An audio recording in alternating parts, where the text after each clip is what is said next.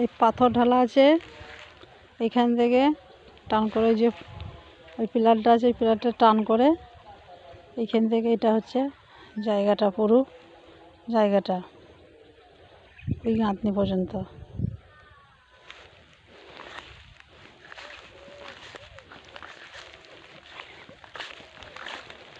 আর এটা হচ্ছে গোয়াল, এটা গরুর গোয়াল হচ্ছে 22 ফুট লম্বা, 12 ফুট চওড়া।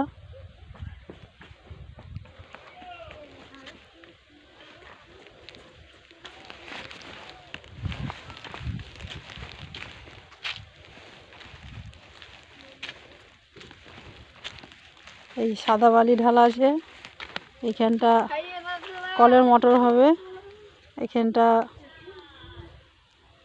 মানে দিনের বেলা যে পানি ফেলাঝোলা হবে সেটা এইখানটাতেই হবে, এই বালিটা আছে এইখানটাতেই।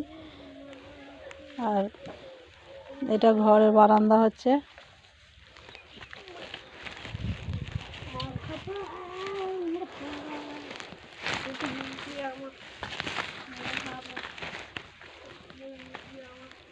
এটা একটা ঘর, আর এখানে একটা ঘর,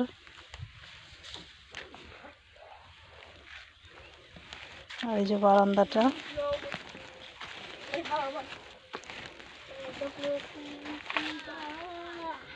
লম্বায় 28 ফুট, বারান্দার ঘর নিয়ে আছে 14 ফুট, 12-14। বারান্দা আছে 10, চওড়ায় 10, লম্বায় 28।